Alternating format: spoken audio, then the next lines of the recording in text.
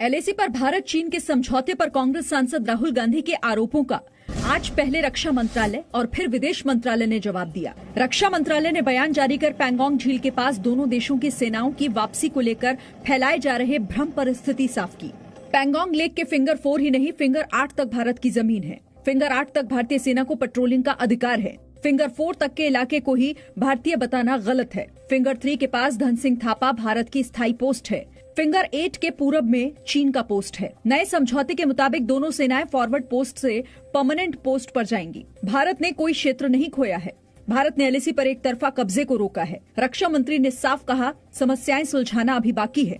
Hot spring, Gogra Depsang और दूसरे मुद्दों पर चर्चा बाकी है। एलएसी को लेकर भ्रामक खबरें फैलाना सही नहीं। जवानों के बलिदान पर संदेह सेना का अपमान है। इससे पहले राहुल गांधी ने आज प्रेस कॉन्फ्रेंस कर आरोप लगाया था कि भारत ने चीन को अपनी जमीन दे दी है। प्रधानमंत्री जी चाइना के सामने झुक गए। वो सफलता है चाइना की, हिंदुस्तान की नहीं। बट वो हमारे घर के अंदर आए हैं। पूरी दुनिया कह रही है कि चाइना हमारे घर के अंदर आए हैं और हमने उनको अपना घर दे दिया। आत्मनिर्भर रक्षा नीति के तहत प्रधानमंत्री मोदी 14 फरवरी को उन्नत अर्जुन टैंक मार्क 1 देश को समर्पित करेंगे। हाल ही में रक्षा मंत्रालय की बैठक में ऐसे 118 टैंक को भारतीय सेना में शामिल करने का फैसला किया गया था।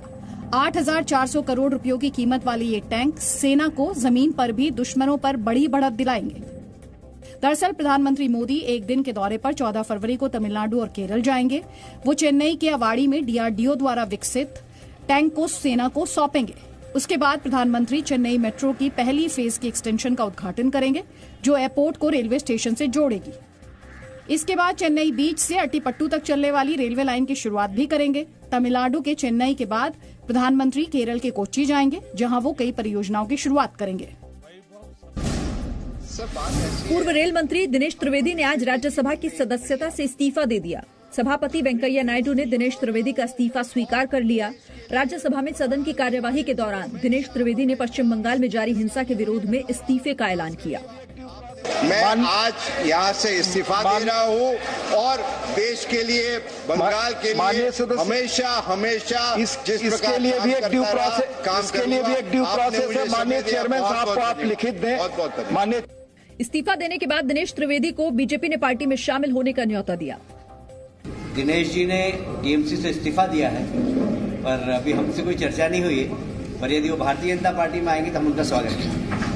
दिनेश त्रिवेदी ने बीजेपी में शामिल होने पर अभी कुछ भी कहने से इनकार किया है। विचार करेंगे ये तो कह सकते हैं जी न्यूज पर। क्या होता है तो विचार, पहले हम अपने आप पे तो चले जाए, क्योंकि अब तक तो जकड़े हुए थे ना। पहले अपने आप को फ्रीडम मिले। बीजेपी ने अपने लोकसभा सांसदों को 3 लाइन व्हिप जारी किया है। बीजेपी ने लोकसभा के सभी सांसदों को कल सदन में मौजूद रहने को कहा है। बताया जा रहा है कि कल वित्त मंत्री निर्मला सीतारमण लोकसभा में बजट पर जवाब देंगे। आपको बता दें कि बजट सत्र के पहले चरण के 2 दिन अभी बाकी हैं। इस बार लोकसभा अध्यक्ष ओम बिरला के प्रयासों से सदन का कामकाज करीब 100% रहा है। 4 दिन लोकसभा में हंगामा हुआ, जिसके कारण 2 फरवरी से 5 फरवरी के बीच औसत कामकाज महज 10% ही हुआ। लेकिन 8 से 11 फरवरी के बीच सत्र ने भरपाई की और औसतन कामकाज 164% पहुंच गया। 29 जनवरी से 11 फरवरी के बीच कामकाज 96% रहा। बजट सत्र के बचे हुए 2 दिनों में कामकाज का आंकड़ा 100% के पार कर जाने का अनुमान है।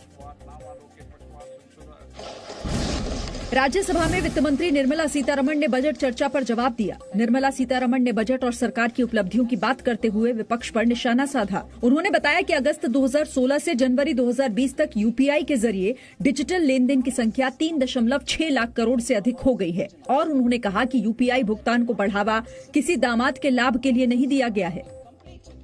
More than 3.6 lakh crores UPI is used by who? The rich? The corporate? No, not at all. Is this government creating UPI, facilitating digital transactions to benefit some rich cronies, some damads? Not at all. Nirmala Sitharaman ने कहा कि भारत आत्मनिर्भर बनने की दिशा में आगे बढ़ रहा है। इस पर राज्यसभा में कांग्रेस सांसद कपिल सिब्बल ने वित्त मंत्री पर तंज कसा। I want to congratulate the finance minister for at least accepting the fact that we want to make India Atmanirbhar, right, not yet Atmanirbhar. Congress के सीनियर नेता मल्लिकार्जुन खड़गे राज्यसभा में विपक्ष के नेता होंगे। राज्यसभा में सबसे बड़ी विपक्षी पार्टी कांग्रेस ने आज खड़गे के नाम पर मुहर लगाई। राज्यसभा के सभापति एवं उपराष्ट्रपति एम वेंकैया नायडू ने भी खड़गे का नाम मिलने की पुष्टि कर दी है। गुलाम नबी आजाद की जगह मल्लिकार्जुन खड़गे राज्यसभा में विपक्ष के नेता बनेंगे। मल्लिकार्जुन खड़गे 2014 से 2019 के बीच लोकसभा में कांग्रेस के नेता थे। 2019 में लोकसभा का चुनाव हारने के बाद कांग्रेस ने उन्हें राज्यसभा भेज दिया था। दिल्ली के मंगोलपुरी इलाके में 10 फरवरी को हुई रिंकू शर्मा की हत्या के मामले में परिवार का आरोप है कि रिंकू की हत्या धार्मिक कारणों से की गई है। सर, मेरा बेटा जय श्री राम की वजह से लिया है। मुझे इंसाफ चाहिए। जैसे मैं रो रही हूँ, उनका घर भी रोना चाहिए और उसका घर सील कर दो, वो इस गली में नहीं रहेगा। मेरे को 2 बच्चों का डर है। दिल्ली पुलिस ने रिंकू शर्मा के मर्डर की धार्मिक वजह को खारिज कर दिया है। दिल्ली पुलिस का कहना है कि कारोबारी दुश्मनी की वजह से रिंकू शर्मा की हत्या की गई।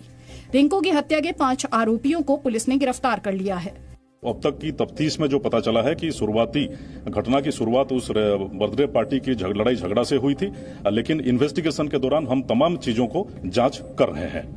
रिंकू शर्मा की हत्या के दिन का सीसीटीवी वीडियो सामने आया है, जिसमें रिंकू शर्मा के घर में हमलावरों को देखा जा सकता है। इलाके में तनाव को देखते हुए बीएसएफ को तैनात किया गया है। बीजेपी ने दिल्ली में हो रही हत्या की घटनाओं पर सवाल उठाए हैं। ये दिल्ली में कोई पहला इस प्रकार का अपराध नहीं है। चाहे वो ध्रुव त्यागी जी हो, अंकित सक्सेना जी हो, राहुल हो आदर्श नगर के, आईबी ऑफिसर अंकित शर्मा हो, ऐसी कितनी ही हत्याएं पिछले 2-3 सालों में दिल्ली में हुई हैं। एक ही प्रकार से सूचना एवं प्रौद्योगिकी मंत्रालय द्वारा चिन्हित किए गए 97% से ज्यादा अकाउंट्स को ट्विटर ने ब्लॉक कर दिया।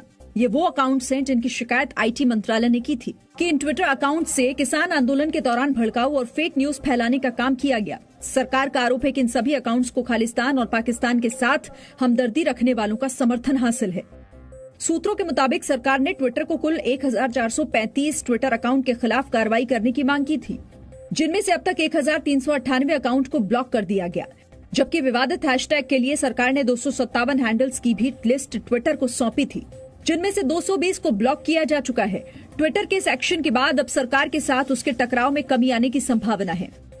Presenting B News app available on Google Play and App Store. Download it now.